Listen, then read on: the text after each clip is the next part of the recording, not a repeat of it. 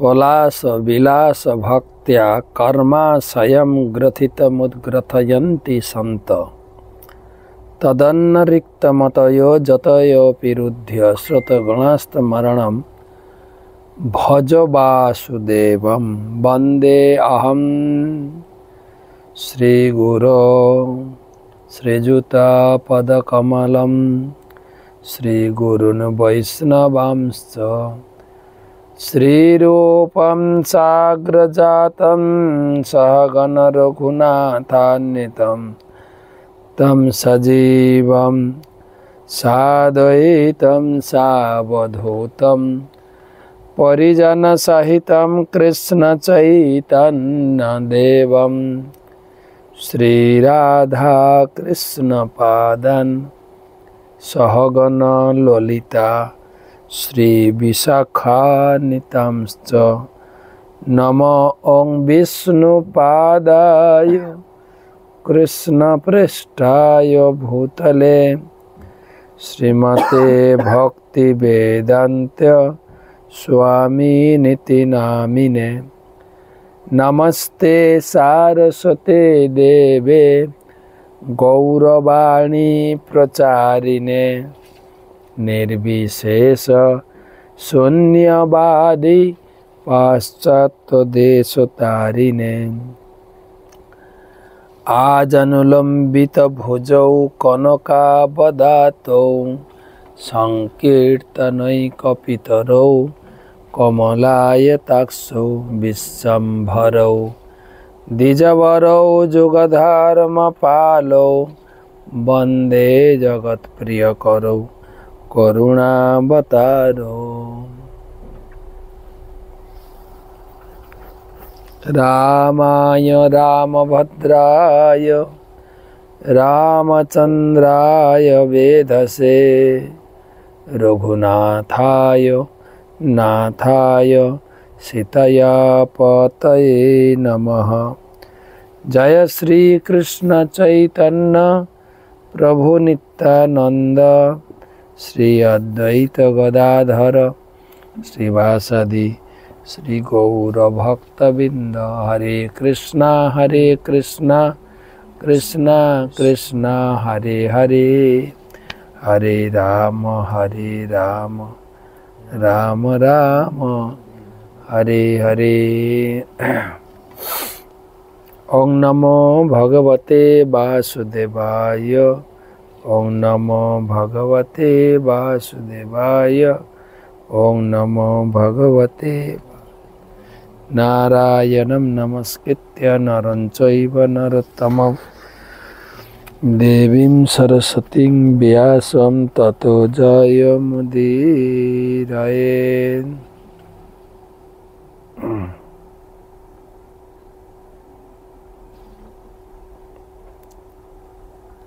त्वमादिदेवं करुणानिधानं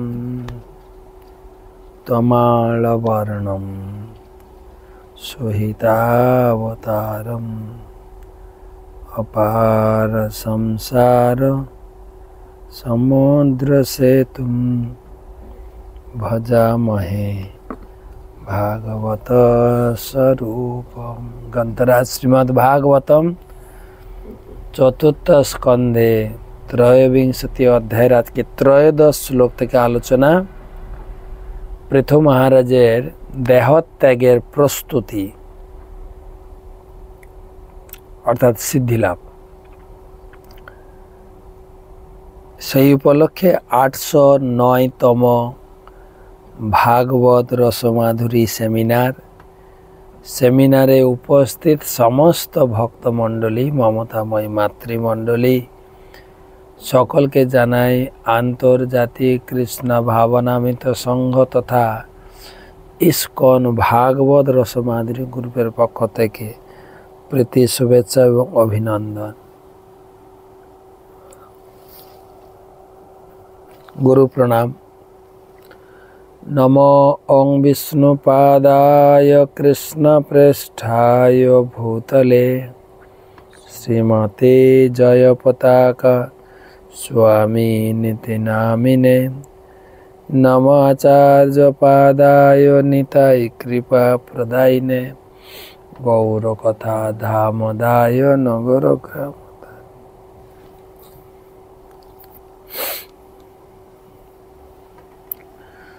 भागवत महत्व।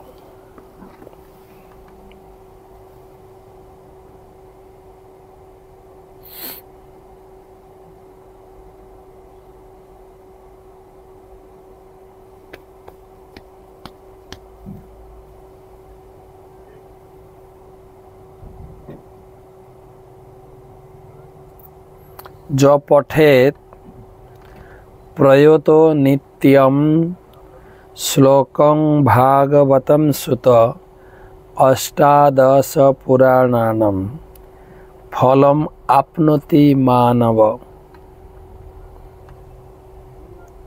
हे पुत्र ब्रह्मा, प्रतिदिन निविष्ट चित्ते भागवतेर एकटी श्लोक जे पाठ करें तार अष्टादश पुराण पाठेर फल प्राप्ति है।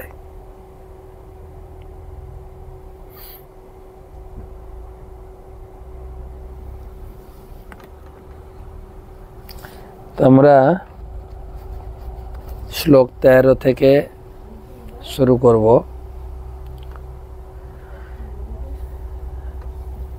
एवं सबीर प्रवर संयज्यात्मन आत्मनि ब्रह्मभूत दृढ़ं काले तत्यजसं कलेवरम्। एवं स वीर प्रवर संयज्यात्मन आत्मनि ब्रह्मभूत दृढ़ं काले तत्यजसं कलेवरम्।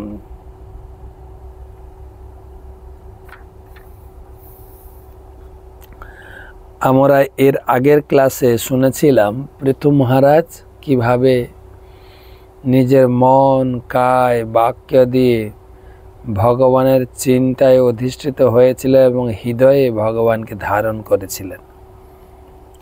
আজকে এবং সবীর প্রবর সংযজ্জাত্মনাত্মনি, তারপর যখন পিতু মহারাজের দেহত্যাগ করার সময় উপস্থিত হয়েছিল তখন তিনি তার মনকে শ্রীকৃষ্ণের পাদপদ্মে দৃঢ়ভাবে স্থির করেছিলেন এবং সম্পূর্ণরূপে ব্রহ্মভূত স্তরে স্থিত হয়ে তিনি দেহত্যাগ করেছিলেন।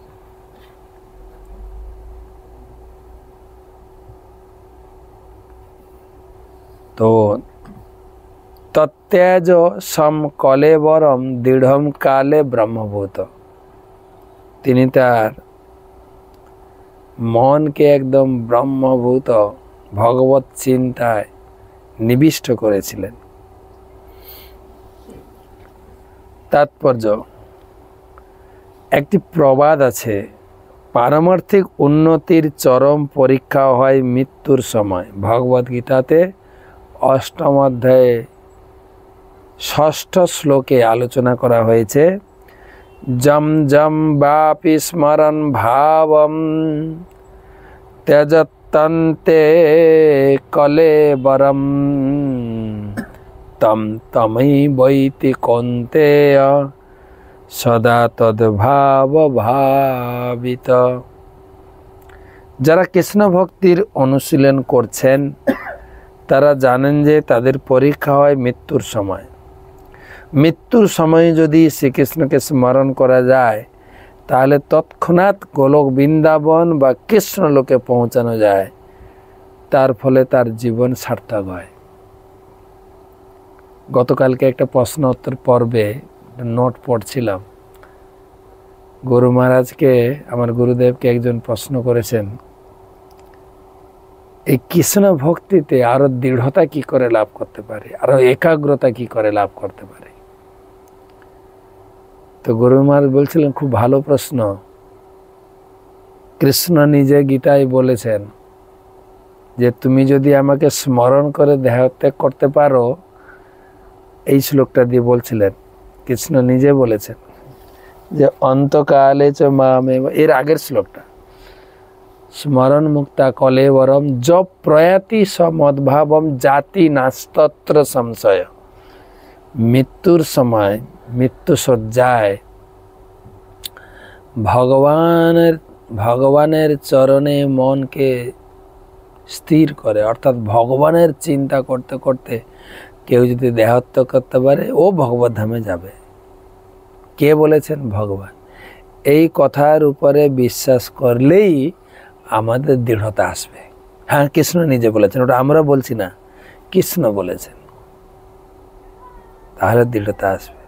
সেখানে বলছেন এই বিশ্বাস করে কৃষ্ণ ভক্তি করলে সে চরমে সিদ্ধি লাভ করবেই এবং তার জীবন সার্থক হবে। কিন্তু একটা প্রশ্ন এসে দাঁড়ায়, আমরা যারা বৈষ্ণব দীক্ষা গ্রহণ করেছি, কৃষ্ণ ভজনে যুক্ত হয়েছি, আমরা কি শাস্ত্রের এই বাক্যকে হৃদয়ে দৃঢ়ভাবে গ্রহণ করছি যে হ্যাঁ, মৃত্যু আমাদের হবে? বাইরের লোক মৃত্যু নিয়ে চর্চা করে না বা মৃত্যু নিয়ে চর্চা করতে ভালোবাসে না, এসব বাদ দিন তো, অন্য কথা বলুন। মৃত্যু কথাটা শুনতে চাই না, মরতেও চাই না। কবিরা গেয়েও গেছেন, মরিতে চাই না আমি সুন্দর ভবনে। বাড়িতে আমি বৃদ্ধ বয়সে শারীরিক যন্ত্রণা, মানসিক এবং পারিবারিক যন্ত্রণায় তিতি বিরক্ত হলেও মৃত্যুটাকে অত সহজে গ্রহণ করছি না। যদি একটু শরীর খারাপ, আমাকে হসপিটাল নিয়ে চলো, পরিবারের লোকেরাও চেষ্টা করে, আর আমিও আপ্রাণ চেষ্টা করি আরও কিছুদিন বেঁচে যাই। তো বাইরের লোক মৃত্যু নিয়ে ভুলে গেছে, কিন্তু আমরা মৃত্যুকে কতটা গ্রহণ করেছি। হ্যাঁ, মৃত্যু আমাদের হবে, বারে বারে এই ভাগবতের শুরু থেকেই বলা আছে।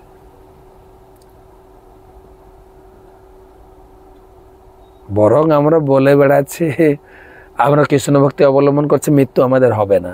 না, পরে জন্ম হবে না, মৃত্যু হবে না, কিন্তু এখন তো এই শরীরটা তো মৃত্যুবরণ করতেই হবে। যদি স্বীকার করি আমাদের মৃত্যু হবে, তাহলে বাকিগুলোর সমাধান আসবে।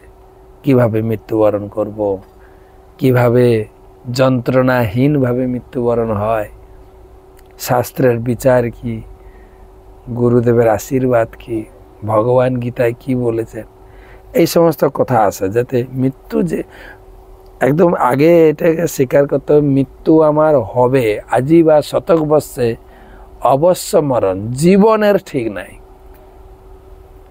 অবশ্য মৃত্যু হবে, এটা আগে স্বীকার করি, তাহলে এর সমাধান। আগে সমস্যাটা না বুঝলে সমাধান হবে কি করে? বাইরের লোক যেরকম খাওয়া দাওয়া মস্তি করো, আমরাও ভক্তি জীবনে অনেকটাই ওই রকমই। বাইরের লোকের মতো আমরা আমিষ খাচ্ছি না, কিন্তু প্রসাদ তো ভালো মন্দ, প্রসাদ তো একদম প্রীতি করে, আনন্দ করে, মহাভোজ করে খাচ্ছি, আর ষোলমালা জপ করছি, সময়গুলো কেটে যাচ্ছে। কিন্তু সম্রাট কুলশেখরের একটা প্রার্থনা পড়ো, যদি সদা সর্বদা মৃত্যুটা, কেন গীতায় ভগবান বলেছেন জাতস্য হি ধ্রুবং মৃত্যুম ধ্রুবম জন্মামৃতস্য চ, যার জন্ম হয়েছে তার মৃত্যু অবশ্যই হবে, আর মৃত্যু হলেই জন্ম হবে। তস্মাৎ পরিহার্য অর্থে নতম সচিতম মহর্ষি, যেহেতু মৃত্যু হবেই, তাই এই শরীরটা ত্যাগের সময় কিভাবে সুষ্ঠুভাবে দেহত্যাগ করব, যন্ত্রণাহীনভাবে দেহত্যাগ করব, সচিন্তায়, স্বাভাবিক চিন্তা এবং স্মরণ করতে করতে আমি দেহত্যাগ করব, সেটাই শিখতে হবে। আমাদের কর্মব্যস্ততার জীবনে রিটায়ার্ডের আগে পর্যন্ত তো সময়ই নাই এইসব চিন্তা করার। আরে দূর মশাইগুলো রাখো তো, এখন যা কাজের চাপ, আমি আর পেরে উঠছি না, এইগুলো আলোচনা করার সময় নেই, ব্যস্ততার মধ্যে কেটে গেল। রিটায়ার্ড পরে করুন, না, যেহেতু অভ্যাস নেই তাই এইসব নিয়ে চিন্তাও করি না, আর চিন্তা করলে মাথাও ঠিক থাকে না। বেটার হচ্ছে এড়িয়ে থাকা। লোকে এমনি কৌতুকে বলে যে বয়স হলে করব, যখন ঝামেলা টামেলা থাকবে না। এখন মাথার উপরে প্রচুর চাপ, আর এইটাকে কেন্দ্র করে ভগবান প্রচুর চাপের মধ্যে অর্জুনকে গীতার জ্ঞান দিয়েছিলেন। প্রচুর চাপের মধ্যে, চারিদিকে সৈন্যরা ঘিরে আছেন, অস্ত্র শস্ত্র নিয়ে মারবে, তার ভিতরে মন স্থির করে ভগবত গীতার জ্ঞান শুনেছিলেন অর্জুন। আমার মনে হয় অর্জুনের থেকে আমরা এত বড় ঝামেলায় নেই। টুকটাক সাংসারিক, পারিবারিক, সামাজিক, মানসিক ঝামেলা আছে, অর্জুনের মতো অত কঠিন ঝামেলার মধ্যে ছিলাম না, নেই আমরা।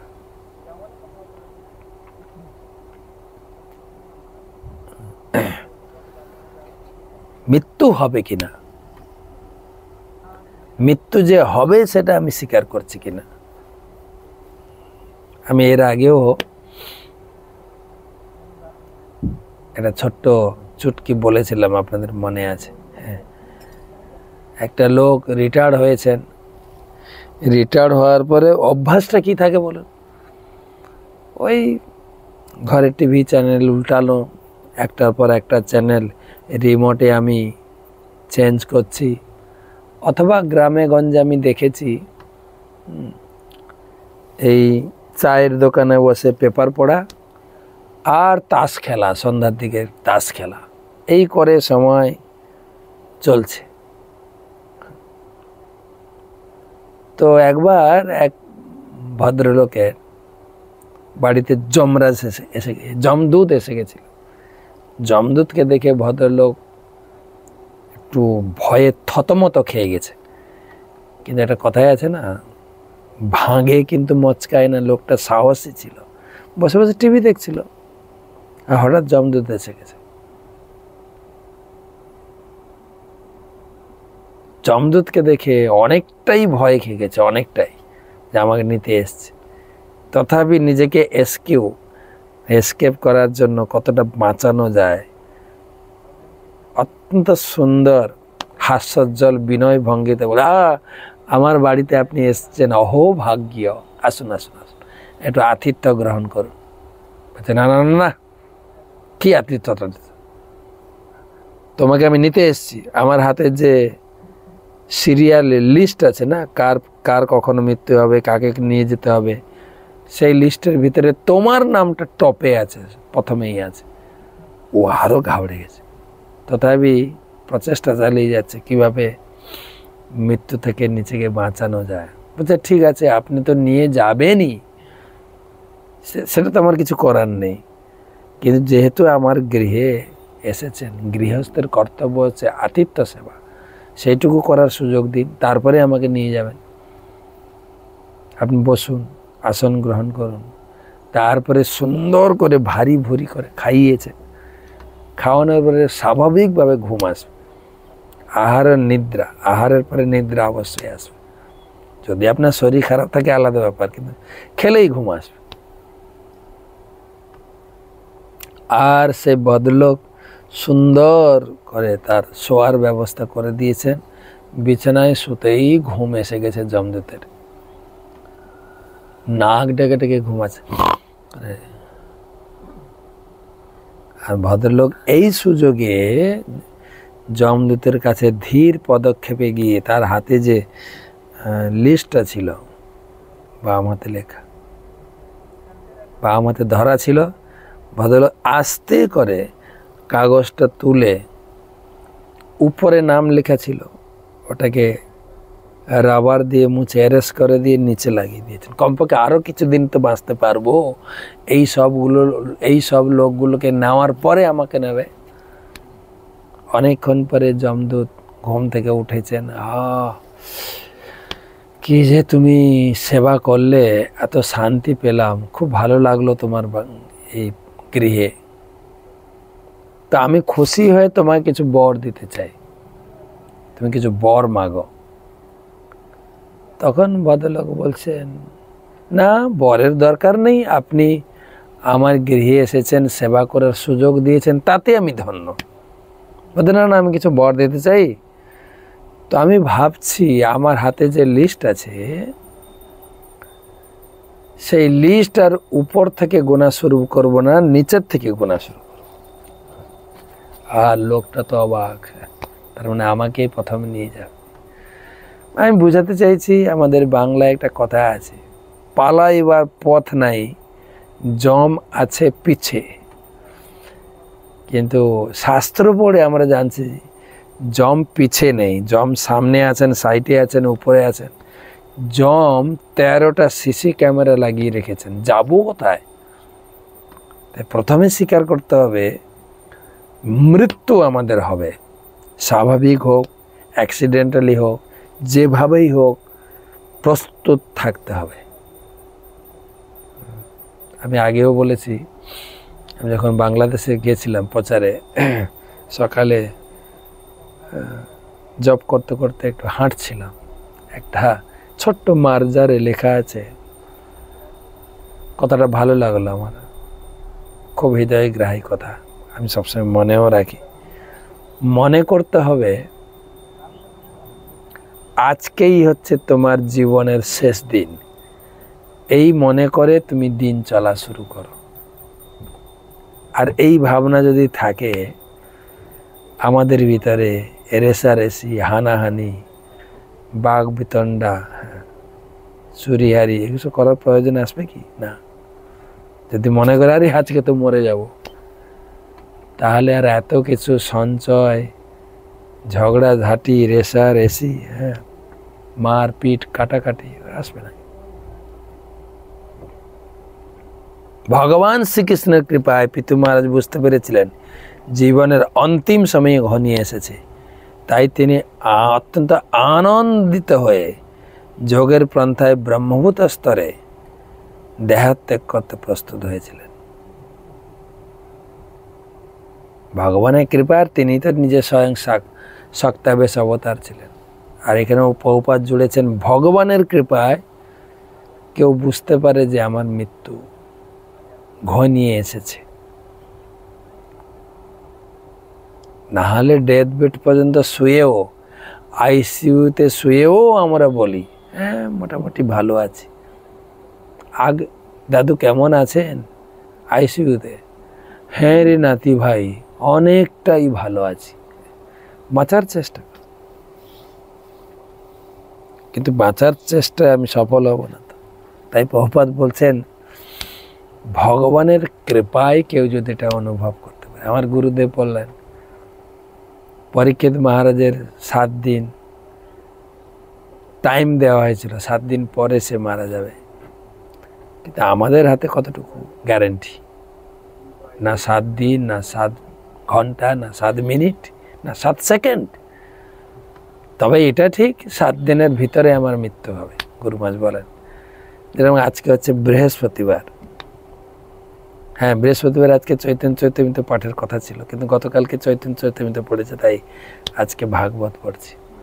তা আজকে বৃহস্পতিবার, কালকে শুক্রবার, শনিবার, রোববার, সোমবার, মঙ্গলবার, বুধবার, এই 7 দিনের ভিতরেই তো মৃত্যু হবে, যে কোনো একদিন। তাই ভগবানের কৃপায়, যেরকম ভগবান হরিদাস ঠাকুরকে কৃপা করেছিলেন, ভগবান ভীষ্মদেবকে কৃপা করেছিলেন, মৃত্যুর একদম মুহূর্তে ভগবান তার সামনে এসেছিলেন, দর্শন দিয়েছিলেন। তো পরবর্তী শ্লোকে বর্ণনা করা হয়েছে কিভাবে স্বেচ্ছায় এই দেহত্যাগ করে ভগবত ধাম ফিরে যায়।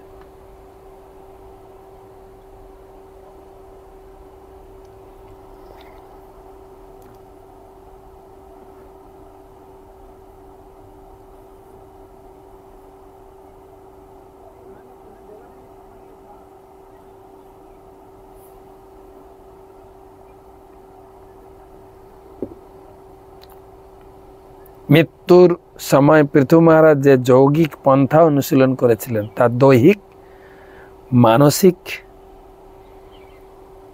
সুস্থ অবস্থায়ও দেহত্যাগ করার জন্য মৃত্যুকে ত্বরান্বিত করে। প্রত্যেক ভক্তই কামনা করেন যে দৈহিক ও মানসিক সুস্থ অবস্থায় যেন দেহত্যাগ করা যায়। মহারাজ কুলশেখরও তার মুকুন্দমালা স্তোত্রে এই বাসনা ব্যক্ত করেছেন। কৃষ্ণা তদীয় পদ পঙ্কজ পঞ্জরান্তম অদ্বৈব মে বিশতু মানসরাজ হংস প্রাণ প্রয়াণ সময়ে কফবাত পিত্তই কণ্ঠাবরোধন বিধৌ স্মরণম কুতস্তে।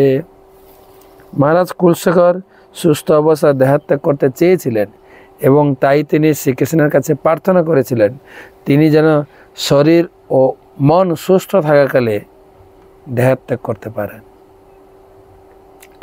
মৃত্যুর সময় কফ বায়ু পিত্তের দ্বারা মানুষের কণ্ঠ রুদ্ধ হয়ে যায় এবং তখন যেহেতু তিনি কোনো কিছু উচ্চারণ করা অত্যন্ত কঠিন হয়, তাই শ্রীকৃষ্ণের কৃপায় কেবল মৃত্যুর সময় ভগবানের নাম উচ্চারণ করা যায়। কিন্তু মুক্তাসনে স্থিত হয়ে যোগী তার দেহত্যাগ করে তার ঈপ্সিত লোকে গমন করতে পারেন। সিদ্ধ যোগী যোগ অভ্যাসের দ্বারা তার ইচ্ছা অনুসারে যে কোনো সময়ে দেহত্যাগ করতে পারে।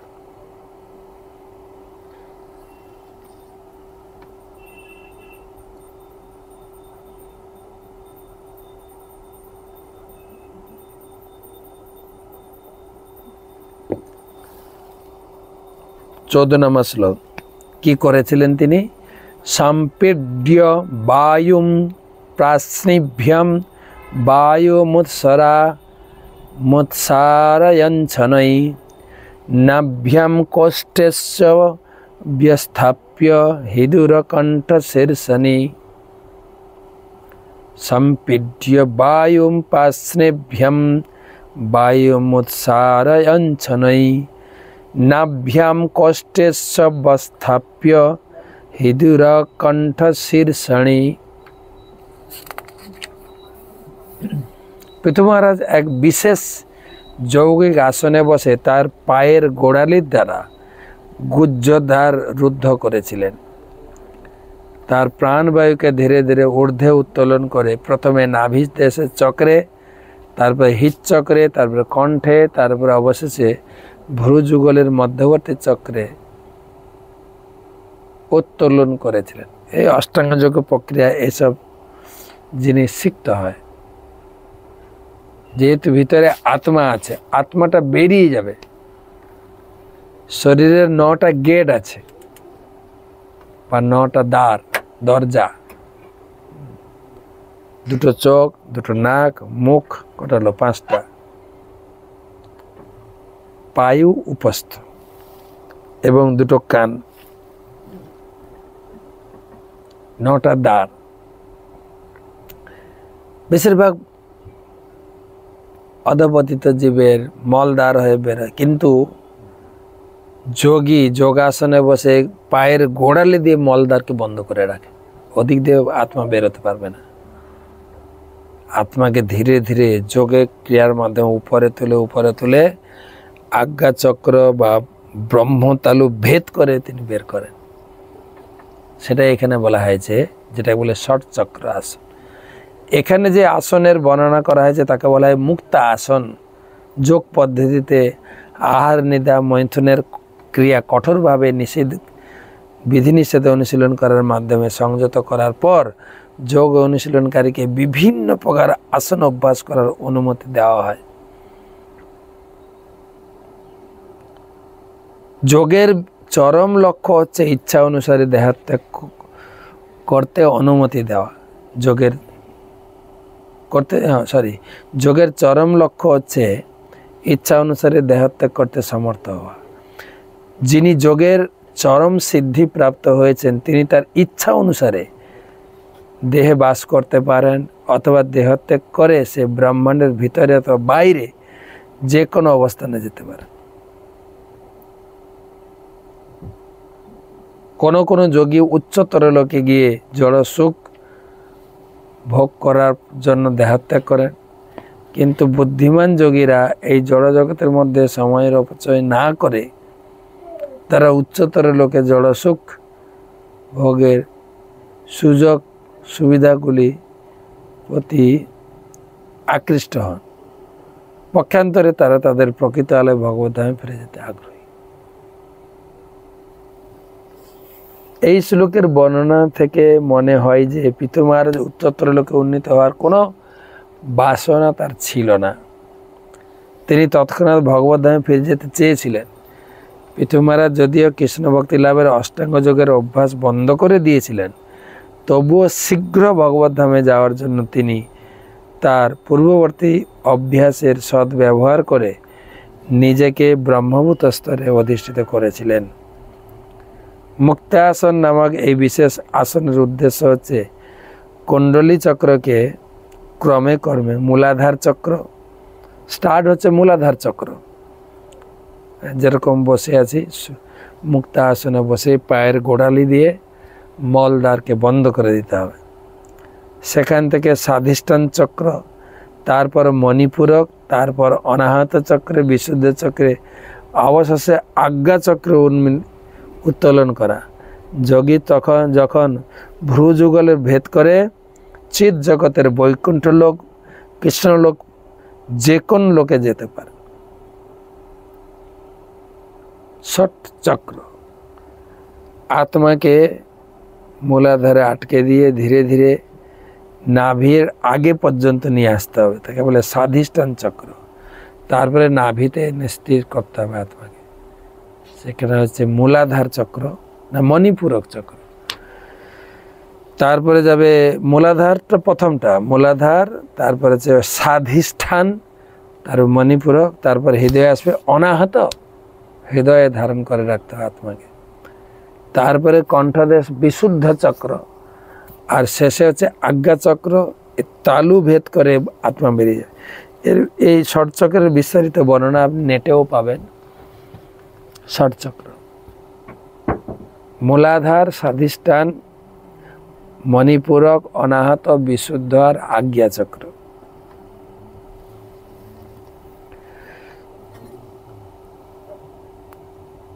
কিন্তু যারা কৃষ্ণ ভক্ত বা যারা ভক্তিযোগ অবলম্বন করছেন, অনুশীলন করছেন, শ্রবণ কীর্তন, বিষ্ণু স্মরণ, পাদ সেবন, তারা মুক্তা আসনের অভ্যাস না করেও ভগবত ধামে ফিরে যেতে পারে।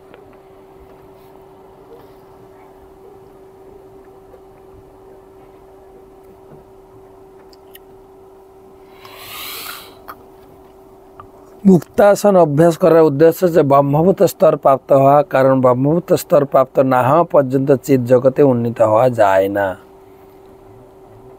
কিন্তু ভগবদ গীতায় ৪র্দশ অধ্যায় ৬বিংশতি শ্লোকে বর্ণনা করা হয়েছে মামচ যো ব্যভিচারেণ ভক্তি যোগেন সেবতে সগুণান সমতি তৈতান ব্রহ্মভুয়ায় কল্পতে।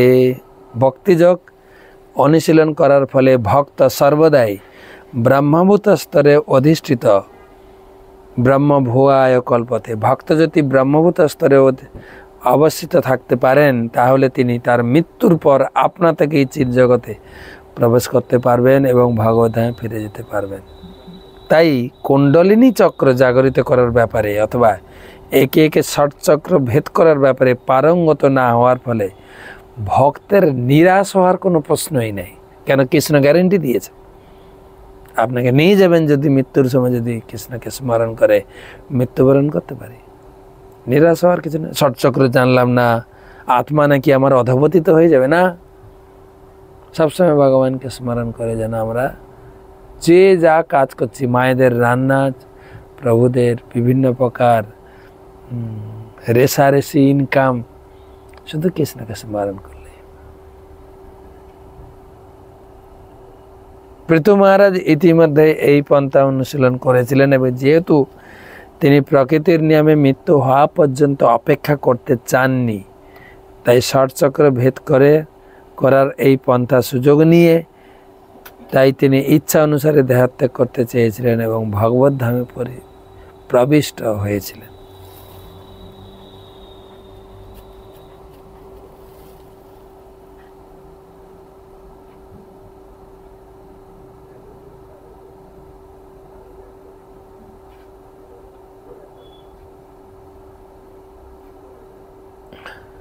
15 নম্বর শ্লোক। उत्सर्पयंस्तु तम मूर्धनि क्रमेणावेश्य निस्पृह वायुं वायौ खितौ कायं तेजस्य जुजुजत्। उत्सर्पयस्तु तम मूर्धनि क्रमेणावेश्य निस्पृह वायुं वायौ खितौ कायं तेजस्य जुजुजत्।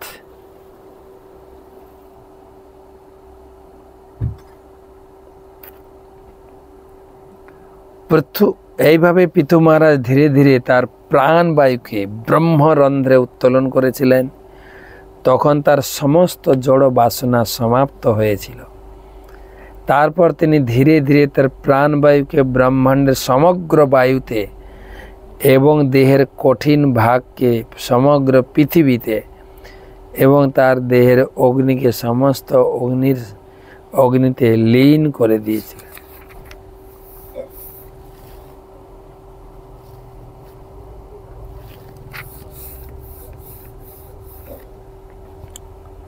চিৎ স্ফুলিঙ্গ তার আয়তন কেশাগ্রের 10,000 ভাগ 10 সহস্র ভাগের 1 ভাগ বলে বর্ণনা করা হয়েছে। তা যখন জড় অস্তিত্বে আসতে বাধ্য হয় তখন সেই চিৎ স্ফুলিঙ্গটি স্থূল ও সূক্ষ্ম জড় উপাদানের দ্বারা আচ্ছাদিত হয়ে যায়। ঠাকুর ভক্তিবিনোদ তিনি প্রসাদ মন্ত্রে লিখেছেন, তার মধ্যে জীবায়তী লোভময় সুদূরমতি জীবে ফেলে বিষয়ে সাগরে।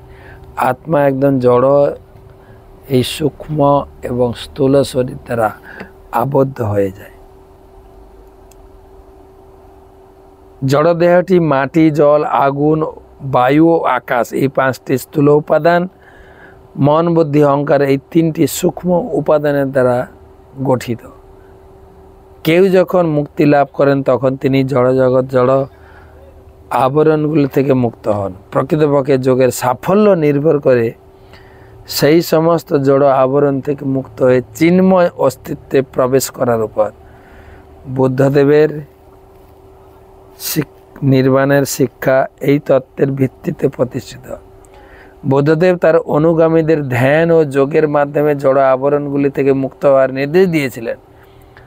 বুদ্ধদেব আত্মা সম্বন্ধে কোনো তত্ত্ব প্রদান করেননি, কিন্তু কেউ যদি নিষ্ঠা সহকারে তার নির্দেশ অনুসরণ করেন তাহলে চরমে জড় আবরণ থেকে মুক্ত হয়ে নির্বাণ লাভ করবে।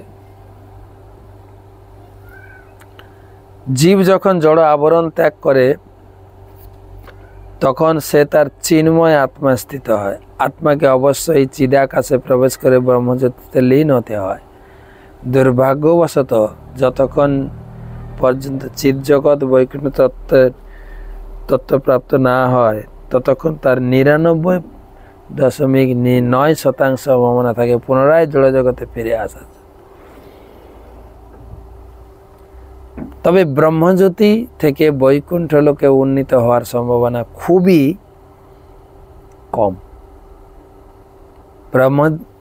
নির্বিশেষবাদীরা মনে করে ব্রহ্মজ্যোতি বৈচিত্র্যহীন এবং বৌদ্ধরা মনে করে তা শূন্য। চিদাকাশে বৈচিত্র্যহীন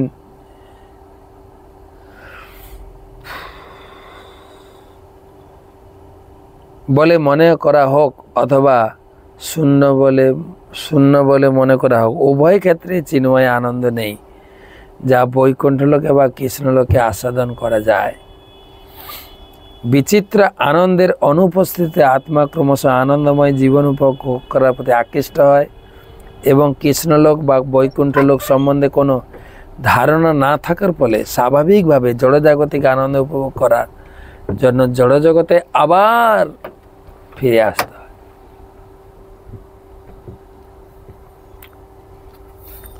তো যাই হোক, প্রভুপাদ দুটোকে তুলনা করে শেখালেন।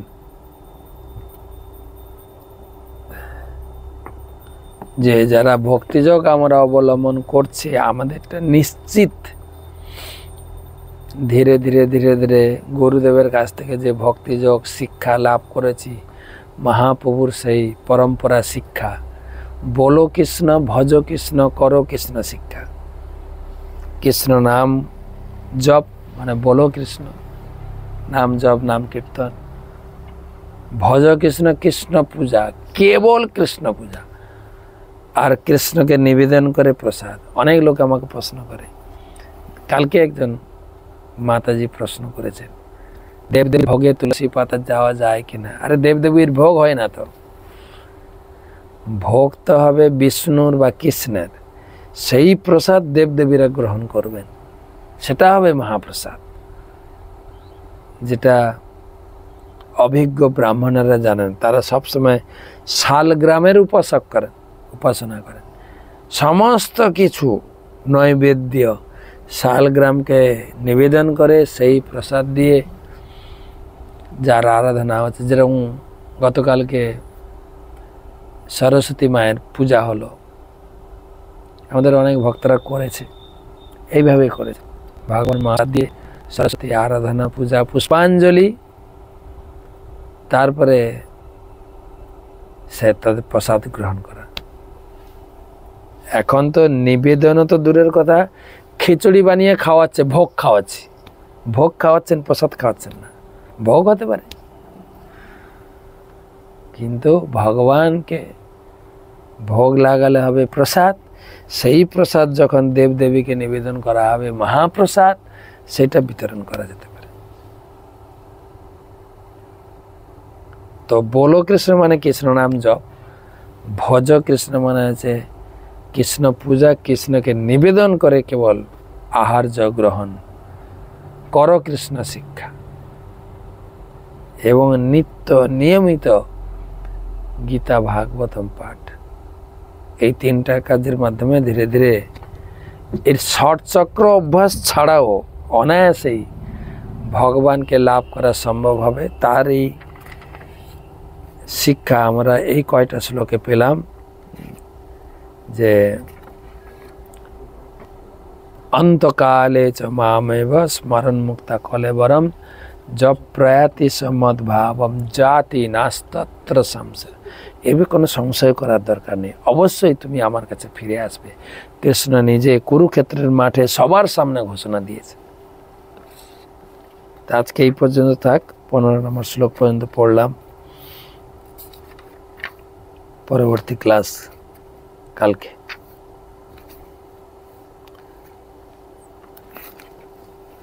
প্রশ্নোত্তর পর্বের আগে গীতা স্কোর।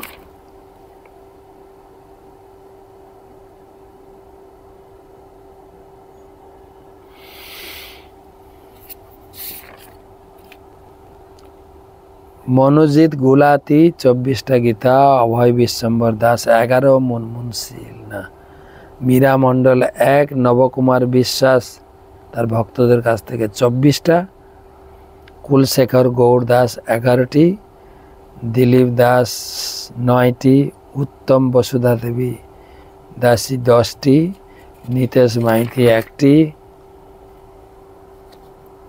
সিদ্ধান্ত দেব 1টি, মানসী সরকার 14টি, অনিলপতি গোবিন্দ দাস 20টি, উদারঙ্গা দেবী দাসী 6টি, অনিত কুমার দিন্ডা 12টি, সুনীল দাস 6টি।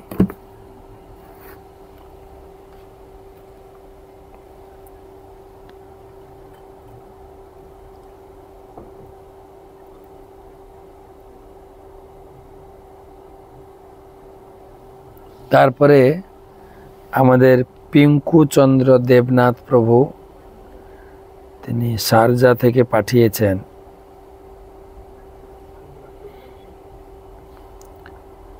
করুণানিধি প্রভু ও তার পরিবার 5টি গীতা, সুন্দর রূপ প্রভু ও তার পরিবার 5টি গীতা, সঙ্গীতা ও পূজা দেবী 2টি গীতা, শিল্পী দেবী ও তার পরিবার 3টি গীতা, আলো দেবী ও তার পরিবার 3টি গীতা, শ্যামল কান্তি নাথ ও তার পরিবার 3টি গীতা, টিঙ্কু চন্দ্রনাথ ও তার পরিবার 3টি গীতা, গোপাল চন্দ্রনাথ ও পরিবার 3টি গীতা, সবুজ চন্দ্রনাথ 1টি গীতা, বুলবুল চন্দ্রনাথ 1টি, পরলোকগত মাতা খোকি দেবীনাথ 3টি, রিয়েল নাথ ও তার পরিবার 4টি, রোহিত নাথ ও তার পরিবার 4টি, পিঙ্কু চন্দ্রনাথ ও মানসী দেবী 2টি, পরলোকগত মনোরঞ্জন নাথ ও প্রমীলা দেবী 2টি, পরলোকগত রজনীকান্ত নাথ ও ব্রজেশ্বরী দেবী 2টি, পরলোকগত মাতা বিজু দেবী 1টি, সন্তোষ চৌধুরী 1টি, পীযুষ ও সাধন 1টি,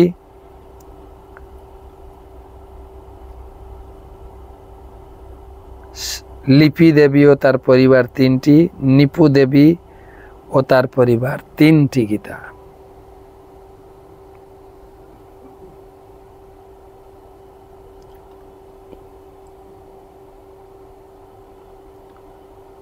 সেই সঙ্গে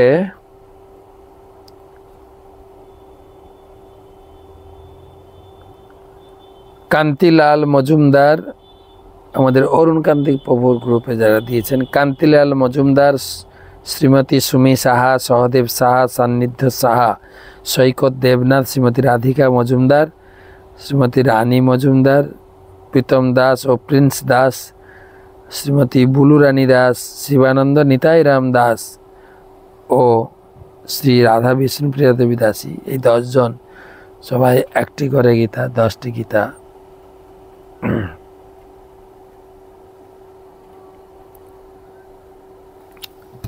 দান করেছেন। যারা যারা গীতা দান করেছেন আজকের লিস্টে আপনাদের সকলের এবং আপনাদের সকলের পরিবারের মঙ্গল কামনায় ভগবান রামলালার চরণে প্রার্থনা জানাই আপনাদের জীবন সুখ শান্তি সমৃদ্ধিতে ভরে উঠুক।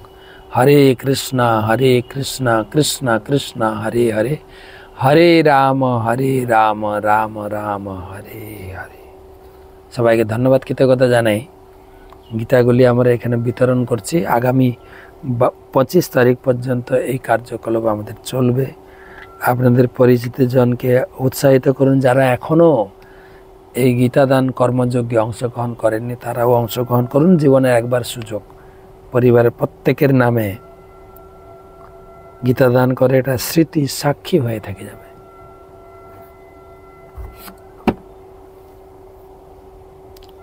দুটো প্রশ্ন নেব। প্রশ্ন করেছেন আমাদের